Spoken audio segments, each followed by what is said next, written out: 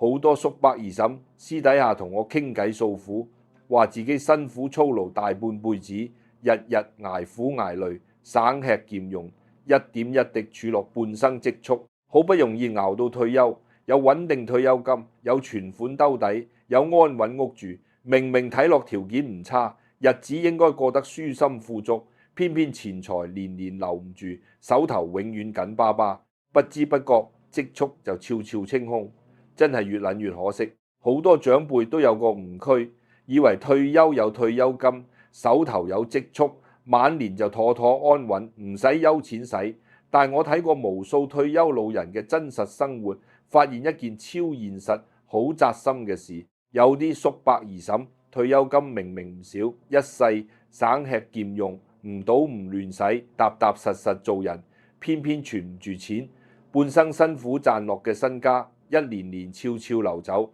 不知不覺就空空如也。反而有啲看似收入一般、唔大富大貴嘅老人家，做人通透，識得守財，日子過得鬆弛舒服，積蓄越積越多，晚年衣食無憂，福氣爆棚。大家一世都係老老實實勤儉過日子，冇亂賭亂使，冇偷懶唔做，點解晚年差距會拉得咁大？有人越老手頭越鬆，積蓄越儲越多，日日過得舒服自在；有人就越老越拮據，辛苦捱翻來嘅錢不知不覺就冇晒。好多人遇到呢種情況，就中意怪運氣，怪屋企開銷大，怪仔女使錢狠。其實講真，呢啲都係表面藉口，根本唔係你賺得少，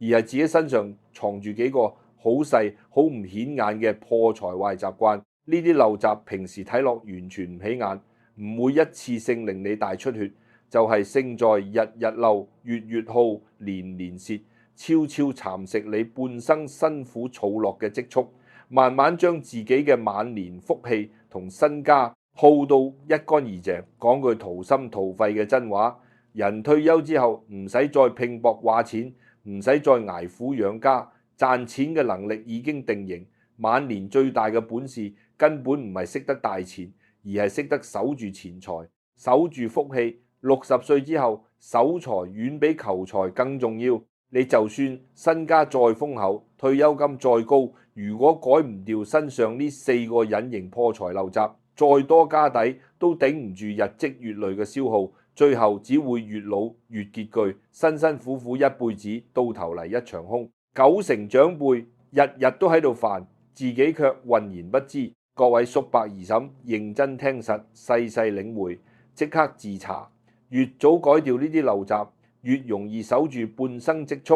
安穩晚年福氣，往後日子先可以越活越富足，越活越舒心。首先，第一個最隱蔽、殺傷力最大，幾乎所有老人家都中招嘅破財壞習慣，心軟過度，冇底線幫人，冇分寸借錢。好多長輩一世善良，熱心慣咗，做人最講情義，最顧面子，從來唔忍心拒絕人。身邊親戚、朋友、鄰里、晚輩開口求助，無論自己方唔方便，值唔值得，一律硬住頭皮應承。大家總覺得做人積德為先，行善為本，幫人就係積福。呢個念頭本身冇錯，但晚年嘅善良一旦冇底線、冇分寸，就會變成最傷身、最破財、最耗福嘅愚蠢善良。年輕嘅時候，我哋手腳麻利，賺錢有力，來日方長，偶爾幫人，偶爾接濟，偶爾借錢助人，就算蝕底咗，仲有機會已返，仲有能力補救。但退休之後，情況完全唔一樣，我哋已經失去咗持續賺錢嘅本事，每日嘅收入就係固定退休金，手頭嘅每一分積蓄都係我哋日日慳、年年省、捱盡風雨、辛苦換翻嚟嘅養老本、救命錢、安心錢。呢筆錢係我哋晚年看病就醫、衣食住行、應急兜底嘅唯一保障，一分一毫都虧唔起、蝕唔起、浪費唔起。我樓下有位69歲嘅林伯，絕對係街坊眼中嘅老好人，為人忠厚老實，熱心仗義，一世樂於助人，從不計較得失。年輕時做工種地，日日勤勤懇懇，賺到嘅錢除咗養家，但凡身邊親友有困難，佢都第一時間出手相助。人人都話佢心腸好、夠情義。退休之後，林伯每個月退休金有4000幾，仲有10幾萬積蓄，本來日子可以過得好舒服、好安穩，無憂無慮，安享晚年。但佢就敗在心軟冇底線，善良冇鋒芒。屋企親戚、鄉里街坊、晚輩後生，無論係真困難定係假周轉，只要開口借錢求助，佢從來唔會拒絕，唔會識人，唔會掂量，唔會留後路。有啲親戚話做生意周轉唔開，佢二話不說幾萬借出。有啲後生話買車差錢、裝修缺錢，佢心軟出手接濟。甚至有啲平時冇來往嘅遠親上門哭訴幾句，佢都於心不忍，主動掏錢幫忙。一開始佢仲自我安慰，話做人積善積福，幫下人濟下人，晚年先會有福報。但現實狠狠俾佢上咗一課，世間好多人情根本唔係知恩圖報，而係得寸進尺、忘恩負義。你一次性幫忙，人人都多謝你；你次次幫忙，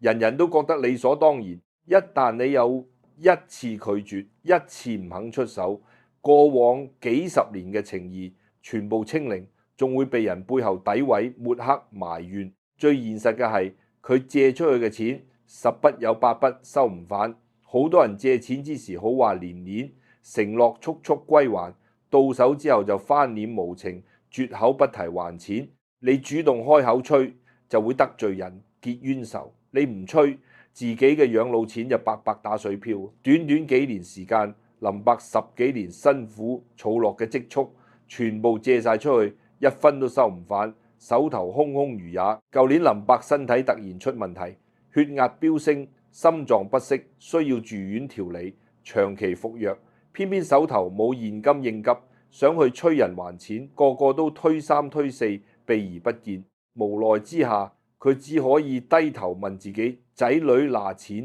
一把年紀仲要受委屈，看後輩面色。林伯同我嘆過氣，講過一句好扎心嘅實話：活到70歲先至醒悟，老人家最蠢嘅事就係攞自己嘅養老本錢去成全人哋嘅生活，去維繫無謂嘅人情，蝕咗錢，寒咗心，耗咗福，最後仲撈唔到半句好話。各位老街坊一定要記實，晚年嘅善良一定要帶鋒芒、帶底線、帶分寸，助人為樂，積德行善冇錯，但只可以力所能及，隨緣相助，絕對唔可以透支自己、掏空自己去幫人。對你知恩圖報、真心相待嘅人，少少幫忙係積福；對貪得無厭、理所當然、忘恩負義嘅人，你越付出越吃虧。呢啲幫忙唔係積福，係折福，係破財，係自我消耗。退休之後唔好隨便借錢俾人，唔好隨便透支自己積蓄助人，守住自己嘅養老錢，先係晚年最大嘅聰明、最大嘅福氣。第二個，無數長輩踩坑，日日持續破財嘅壞習慣，過度節儉、盲目慳錢，看似省錢，實則越慳越破財。好多人聽到呢句説話，肯定好疑惑。細個從細被教導勤儉慳家係美德，點知慳錢反而會破財。我同大家講，正常嘅勤儉過日子，唔亂揮霍，唔鋪張浪費，絕對係好事。但退休之後，好多長輩嘅慳錢已經變咗畸形，變咗偏執，變咗自我折磨。呢種盲目慳、過度省，係晚年最隱蔽嘅破財大坑。我身邊太多叔伯姨嬸，一輩子節儉慣咗，退休之後依然死死守住慳錢執念，對自己極度苛刻，百般將就，乜都捨得，唯獨唔捨得對自己好。食飯要慳，剩菜剩飯擺幾日都唔捨得倒，變質發臭，仲要繼續食。穿衣要慳，幾十年嘅舊衫爛衫補補住，年年唔捨得換新。養生看病更係慳，少少頭暈身擋、筋骨酸痛，明明身體發出預警，就係唔捨得花錢檢查，唔捨得買藥調理，死死頂住，硬撐捱過。大家總以為日日慳，月月省，就可以存低更多積蓄，留住更多身家。但大家唔明白一個最樸素嘅道理，老人家最大嘅財富從來都係健康。你日日慳衣食、慳養生、慳檢查，看似每日慳幾十，每月慳幾百，日積月累好似存到錢，實則係用細錢賭大錢，用健康賭運氣。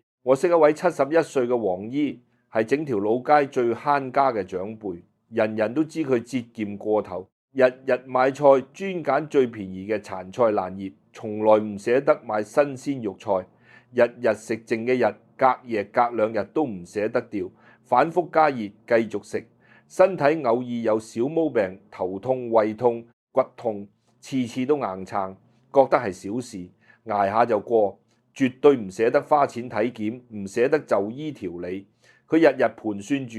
慳每一分錢，以為可以越慳越有錢，晚年無憂。結果上年年尾，黃姨突然心口劇痛，暈倒在家，送院搶救，先至保住性命。最後查出嚴重胃病、血管堵塞、高血壓併發症，單單住院手術、後期調理，前後使咗10幾萬，將佢一輩子慳慳省省儲落嘅積蓄，一次性清空清零，仲要捱病痛折磨，日日受罪，連累仔女請假陪護，奔波勞累。黃姨事後先至崩潰後悔，日日以淚洗面，話自己一世慳錢，一世唔捨得使。到頭來一場大病，全部歸零，仲要受盡病痛折磨。其實呢個結局一早注定，過度節儉從來唔係存錢，而係變相破財。你平日慳細錢，犧牲飲食健康，忽略身體預警，拖延小病小痛，最後只會積累成大病重病，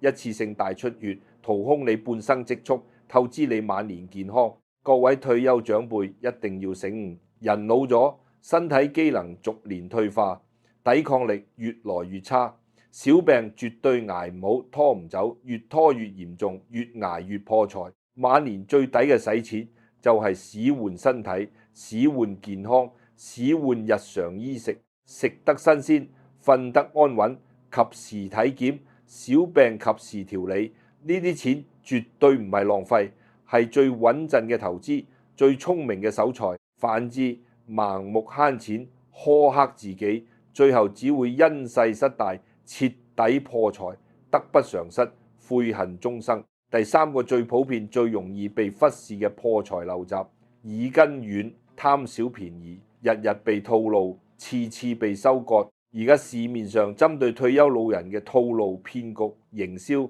真係多到數唔晒，無處不在，防不勝防。好多長輩一世老實單純，唔識商業套路，唔懂網絡陷阱，加上耳根太軟，貪心勢利，見到少少優惠、少少贈送、少少福利就心動唔止，把持不住，最後越貪越輸，越貪越破財。好多商家騙子最中意拿捏老人家嘅心理，知道長輩慳錢，中意着數，貪小便宜，專門設計各類套路。街邊免費體檢、免費理療、免費送雞蛋、免費送糧油、免費領禮品、線上低價保健品、神奇治療儀、高息理財、保本投資，花樣層出不窮。好多叔伯姨嬸一聽免費，一聽平靚正，一聽高回報，即刻放下戒備，深信不疑，乖乖入局。大家要明白，世間從來冇免費嘅午餐，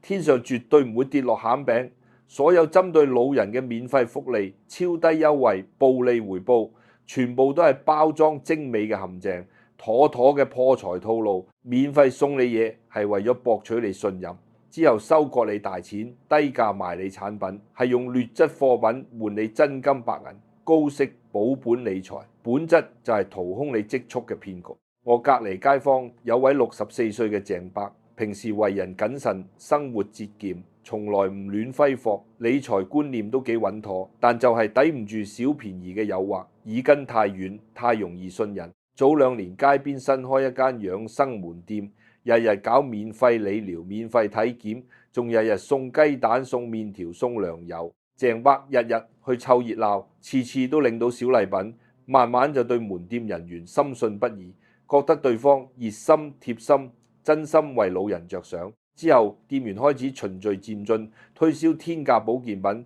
神奇治療儀，話可以包治百病、延年益壽、打通血管、調理百病，原價幾千上萬，老人專屬優惠只需幾千。鄭伯被洗腦之後，完全迷失判斷，覺得平靚正好抵着，前後幾次購買，使咗成4萬幾，買返一大堆冇任何作用嘅保健品、劣質儀器。呢啲貨品放喺屋企根本冇任何效果，純屬擺設雞肋。想退貨根本冇門路，商家早就關門走佬，有無音訊。鄭伯辛苦儲落嘅幾萬積蓄就咁白白打水漂，血本無歸。事後佢先至醒悟自己上當，可惜為時已晚，錢徹底追唔返，只可以日日自責後悔，心煩氣躁。仲有好多長輩中意跟風買高息理財，熟人推介投資，覺得保本穩賺，收益豐厚，最終全部踩坑被騙，畢生積蓄一夜清零。呢啲悲劇日日都喺身邊上演，跟完全部一樣，貪小便宜，耳根太軟，心存僥倖。老人家一旦有咗貪着數、貪暴利嘅念頭，智商就會直線下降，判斷力徹底失效，好容易被人拿捏、被人收割。我真心勸各位老街坊一句退休真言：人老咗最值錢嘅係安穩，最難得嘅係踏實。千祈唔好貪任何不屬於自己嘅便宜，唔好信任何天降好運，唔好亂任何超高回報。免費嘅嘢往往最貴，太抵嘅嘢多數係假，穩賺嘅投資全部係坑。守住本心，唔貪小利，唔信套路，唔湊熱鬧，先可以徹底避開所有破財陷阱，穩守住自己嘅養老身家。第四個最磨人、最耗財、最折福嘅隱形破財壞習慣，心態焦慮，日日攀比，無謂內耗，間接耗財折福。好多長輩以為破財只係實實在在使錢、虧錢、被騙，心態唔會使錢就唔算破財。其實大家唔知，晚年心態先係最大嘅隱形財運。心態唔好，日日攀比、焦慮、怨氣纏身，財運自然衰敗，福氣自然流失，不知不覺就會處處破財，諸事不順。我見過好多退休長輩，原本手頭寬裕、衣食無憂、生活安穩，明明已經好過好多人，偏偏心態失衡，永不滿足，日日中意同人攀比，同人比退休金高低，比屋企大小，比仔女出色，比生活檔次，比旅遊享受，比兒孫條件。人哋過得好就心生羨慕，暗自自卑，怨氣滿滿。人哋有嘅自己冇，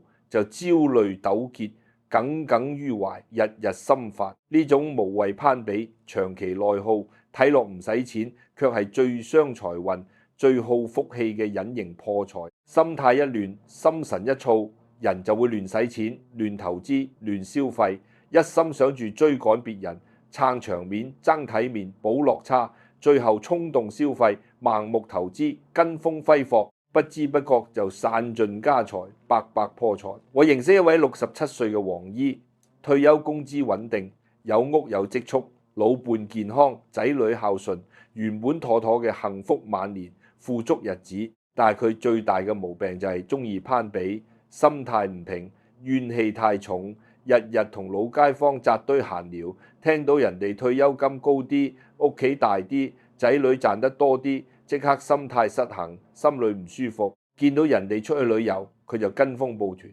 哪怕唔中意奔波都要硬撐。見到人哋買高端保健品、名貴首飾，佢就跟風消費，哪怕超出預算都要撐場面。見到人哋俾孫仔報高端興趣班，買名牌嘢，佢都要跟風攀比，無端增加大把開銷。原本佢每年可以存低好幾萬積蓄，就因為日日攀比、衝動消費、無謂跟風，年年月光，存唔住半分錢，甚至仲要透支舊積蓄。最可惜嘅係長期焦慮內耗、心態失衡，令佢肝氣鬱結、睡眠極差、脾氣暴躁，身體越變越差，年年要睇醫生、食藥調理，又多一筆醫療開銷，財運、福氣、健康全部受損。其實晚年生活從來都係過俾自己睇，唔係過俾人哋評價。你嘅日子舒服唔舒服，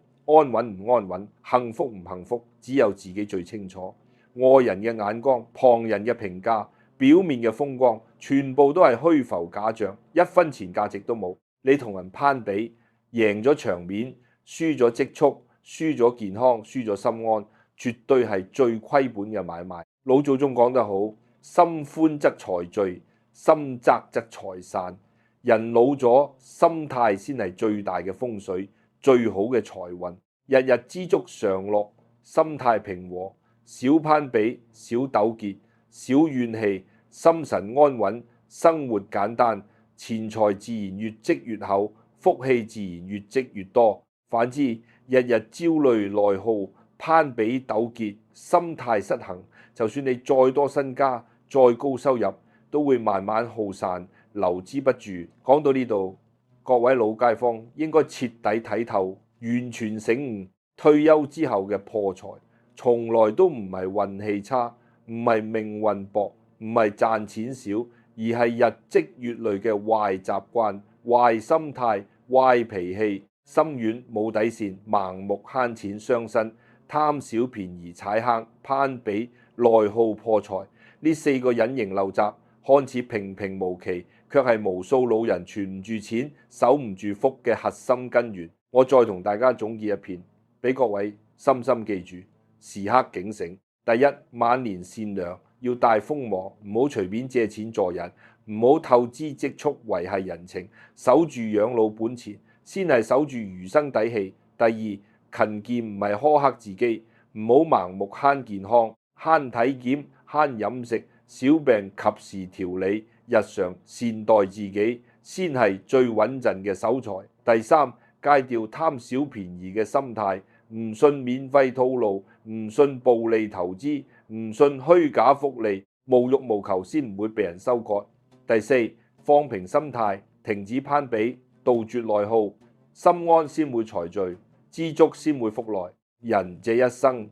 前半生辛苦打拼，日夜奔波，為家庭、為兒女、為生活耗盡心力，賺落身家，唔容易，真係好辛苦。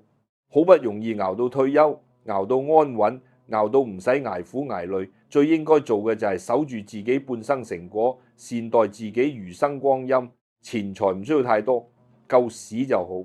日子唔需要奢華，安穩就好；生活唔需要攀比，知足就好。退休之後戒掉呢四個破財陋習，守住錢財，守住健康，守住心態，守住福氣，唔內耗，唔吃虧，唔踩坑，唔枉過，日日舒心自在，心安理得，錢財越積越厚，身體越養越健，福氣越嚟越濃，安安穩穩，順順利利，享福安樂，長壽無憂，好好享受來之不易嘅晚年清福。